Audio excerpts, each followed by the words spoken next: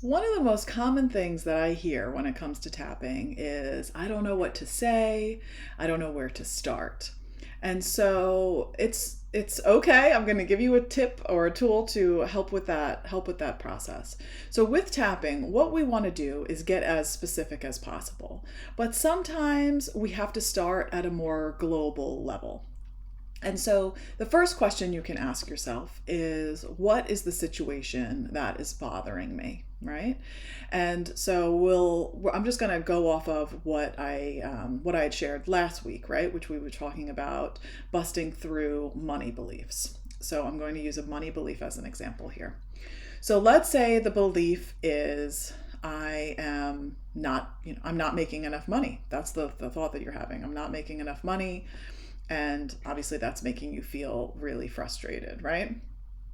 So then what I want you to do is to think about things that you could do to change this, actions that you could take to remedy whatever the situation may be. So in this instance, maybe the action could be, I can go get a job, or I could go get another job if you are already working, or you could maybe ask somebody for money if you don't, if you needed money, or you could have the thought, I could find more clients, right? So these are actions that you could take to help remedy this problem of feeling like I don't have enough money. And then what we do is we do what's called a tail ender or a yes but, right? So I could go find a job. Yes, I could do that. But what? But I really don't want to work for corporate again. Or I, yes, I could do that, but then it's going to take away from what I really want to be doing. I could ask my friend for money, but that's going to make me feel not good enough. Or I risk the fact of them saying no. Whatever thoughts are coming up after the action that you could take, right? So I could try to find more clients, but nobody wants to pay my prices, right? So whatever's coming after the but, yes, I could do that, but that is what the resistance is. And so that is where you can start. And those are the words that you can use. And you can simply use the phrase that you come up with that is after the but, and and bring those words and just say them as we tap. Even though I don't have enough money and clients don't want to pay my prices, I'm honoring how I feel. And you can just use those same words and tap on every single point. And what happens as you move through this is something that feels very intense, very stressful, very overwhelming at the start can oftentimes will begin to reduce. And you'll feel a little bit calmer around whatever that issue may be. And then what happens also is that sometimes a memory can pop up, or another limiting belief that's related to that original belief. And some of these beliefs can be true, some of them cannot be true, and that's okay. But we're still going to tap on it to help reduce how we're feeling about it. And yeah, so that's really the process. Those are the words that you can use. And so it's really this process of connecting the dots, right? Noticing how we're feeling physically in the body. Maybe as you're saying, I'm not making enough money and clients don't want to hire me. Maybe you are really feeling a constriction in your throat, right?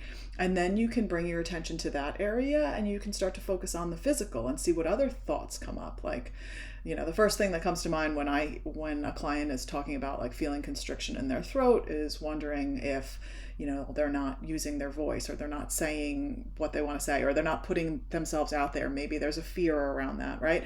So it's using the hints or the indicators from our body to really begin to discover and explore what's going on, and peeling back those layers to get to the root of where the beliefs really came from, so that you can bust them all up and get rid of them, and you can replace those beliefs with new beliefs. And I mean, some of these beliefs that we have been holding on to for a really long time, that we have told ourselves, or we have ingrained in our brains to be true, sometimes they're just passed down beliefs from family members, and especially when we're talking about money mindset, a lot of that has to do with your childhood and how what you were exposed to and the beliefs that your parents had, and how you took a lot of us will take those beliefs on as our own. And so doing the work to really explore that and begin to change those beliefs at a cellular level, really.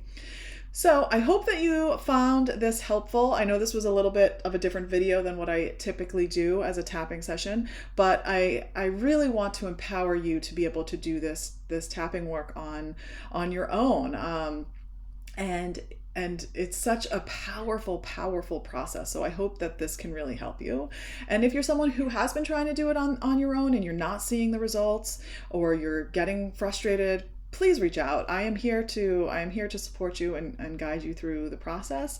I also have lots of fun events coming up, which you can check out on my website, mindshiftwithlauren.com. But if you are an entrepreneur and you want to work on your money mindset, I do have a free group that is available the first Thursday of every month at 11 a.m. Eastern.